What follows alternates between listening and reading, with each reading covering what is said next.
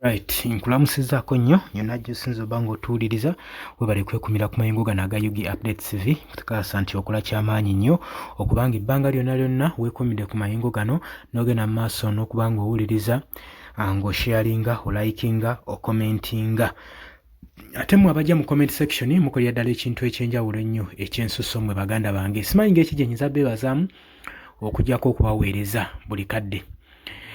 Chief of Defence Force Muhoozi Kainerugaba avuddeyo n'akanga eggwanga wavuddeyo ne posti enkambwe ennyo eraga nti luno lwandibanga lukwe lwa Mwami Yoweri Kaguta Museveni okusikisa mutabani we Muhoozi Kainerugaba. Ngenda kulambika lwaki kiriwo ekityo, lwaki bannayuganda bafunyeemu okutya n'endowooza ng'eyo okubajjira. Jjukira nti n'obubonero bungi nnyo obuzze bulaga nga Muhoozi Kainerugaba yennyini yavaayo n'ayogera ku mikutu gye ya social media ne bubaako obubonero buindicatinga nti nno bandibanga waliwo ekigenda mu maaso emabega behind the scene nga ffe twandibaye no nga tuteeze buteezi kalulu aka 2026 generations naye nga tukuuma mbugo nga lubaale mubbe gwe mukwano gwange ali eyampuliza. Teri kintu kijja kumalamu bannayuganda maanyi, just ngamba bugambi sibagambye nti nno wekiri, wabula gwe kiteeberezeemu. Teri kintu kisinga kumalamu maanyi ng'eno mukoze kyonna kyonna wuuyo tulina mu mobilization fundraising, tuli mu fundraising okunoonya ssente za campaign, ne mukola byonna ne mukola mobilization tour campaign ne muzikola ne mukunga akalulu ne mumatiza abantu. Oli n'avaayo buveeri n'agamba nti kati nze musika w'entebe eno ey'obukulembeze bw'eggwanga. Ekintu ekirowooza gwe kiyinza kuba kitya? Kale si kubatiisa mu ngeri era y'emu Muhoozi Kainerugaba enfundako eziwera tuzze tulaba ng'ayogera ebigambo ebikanga bannayuganda ssaako n'abannabyabufuzi naddala bali ku ludda olw'opposition obiringa ebibalaga nti nno tewaliwo mwaganya gwabwe kutuula ku ntebe ya bukulembeze, era nga kirabika ng'ekiraga nti entebe y'obukulembeze bwa Uganda ya nsikirano eri abantu abamu. Onoonsonyiwa okukogerawo ntyo naye sources nyingi zizze kinokaanya nga Muhoozi Kainerugaba ye kennyini avaayo ku mukutu gwe gwa social media ogwa Twitter ng'ajja atwitinga ng'ajja kiraga mbawagizi be. Era tujjukira bulungi nnyo Muhoozi Kainerugaba we yali ateekeddwa okubanga omukulembeze w'ekibiina kino ekya PLU n'agenda maaso n'okukola mobilization tour okwetoolera eggwanga. Eno teyali successful, era mu butaba successful Muhoozi yakomawo n'ategeeza eggwanga n'abawagizi be nti tagenda kuddamu kukola mobilization tour ezo, era temusuubira na kulabikirako mu ballot paper, wabula abaagala omuwagira bagende mabega wa kitaawe Omwami Yoweri Kaguta Museveni. Era n'agamba nti naye newankubadde nvudde ku lwokaano temusuubira nti nno ab'amagye ssaako ne poliisi tujja kuganya civilian n'omu okutwala entebe y'obukulembeze. Alina okutwala entebe y'obukulembeze bw'eggwanga, alina kuba wa magye oba wa poliisi. Ebyo byali bigambo bya Chief of Defence Force General Muhoozi Kainerugaba bwe yagenda mu maaso n'okukatema bannayuganda.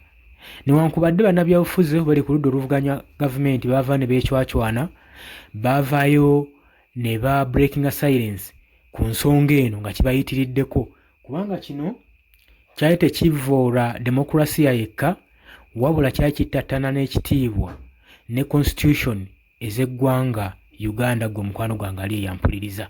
Kakati ku luno avuddira ku mukutu gwe gwa Twitter n'agamba nti nno after his father Mzee Yoweri Kaguta Museveni is the next president of Uganda, nti nga kitaawe Mwami Yoweri Kaguta Museveni amaze okuvaawo ye yesuubiri abannayuganda yagenda okudda mu ntebe y'obukulembeze gwe mukwano gwange ali eyampuliriza. Kakati embeera eyo ekulaga nti nno waliwo ekigenda mu maaso ekiteekebwateekebwa, kubanga singa Muhoozi abadde ayagala okufuuka omukulembeze twandibadde tumulaba ku ballot paper ng'azze okuvuganya mu kalulu naddala mu guno omwaka ogwa 2026 ogwengedde n'ajja n'avuganya n'abo bonna abaagala okuba nga bavuganya ku kifo eky'obukulembeze bw'eggwanga Uganda. Naye ekisinga okweraliikiriza n'omulundi omulala yavaayo ku mukutu gwe ogwa Twitter n'agenda mbawagize n'abagamba nti nno abo bonna abandiyagadde abeere omukulembeze baveeyo nga batweetinga nga bateekawo yes oba bamulayikinge asobole okuba nga kugamba akikakasa bulungi nti Muhoozi Kainerugaba asobola okubeera ku ntebe y'obukulembeze era entebe eno asobola okuba nga agitwala. Wabula statement zino zaakola zigenze ne zikuma mu bannayuganda omuliro.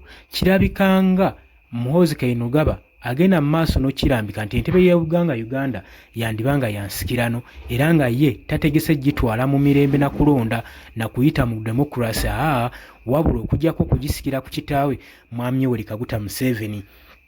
Kakati kino kikangidde ddala nnyo bannayuganda era abamu ne kibaleetera okubeera nga bali yakitinga ku mbeera eno eya Chief of Defence Force engeri gy'atweetingamu.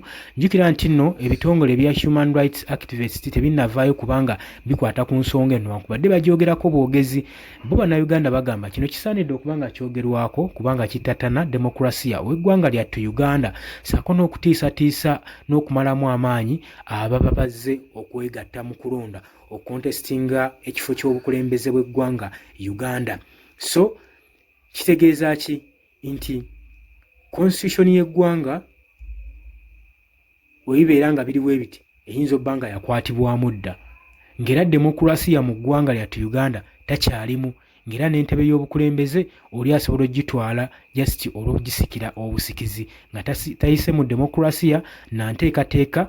Kikulaga nti no bino byonna ebigenda mu maaso mu Uganda bwe kibawo ekityo nti bandibanga kwegamba batawaanira bwereere bamalaga mu bulago ebbanga bamala nga batawaana bakampeininga ssaako n'okuteekateeka bajeti ssente ezigenda mu byokulonda okufugira akakiiko akakuvunaanyizibwa ku byokulonda aka Electoral Commission zonna process ezigenda mu maaso okuba nga zikolebwa mu sectors ez'enjawulo nga bateekateeka general elections ezibeerawo okulonda omukulembeze w'eggwanga bandibanga bamala gambulago bwe guba nga guli we gutyo. Naye sigaano osobola okujja mu comment section gwe n'otutangaaza ki ky'olaba era kyandisaanidde okukolebwa. Ye General Muhoozi Kainerugaba golowooza lwaki agenda mu maaso n'okutwitinga? Ki kyaba agezaako okulaga bannayuganda? Kifaananyi ki kyaba asiigira eggwanga naddala mu kano akaseera nga tusemberedde akalulu ka 2026? Golowooza impact ki gye kiteeka ku bannayuganda naddala abali mu kunoonya akalulu, abali mu kuwenja akalulu, abasazeewo okubanga bamatiza abantu baabwe ku ki kye basobola ne kye bayinza obbateekerateekera basobole okuba nga balondebwa mu 2026 general election. Muno nno empaka nga ne Mwami Yoweri Kaguta Museveni muzeeyi wa Muhoozi Kainerugaba naye ng'olwokano nno naye alulimu ye tannavaayo kubanga alambika bannayuganda nga bw'agenda okuba nga ate entebe ky'oba agitere mutabani we Muhoozi Kainerugaba.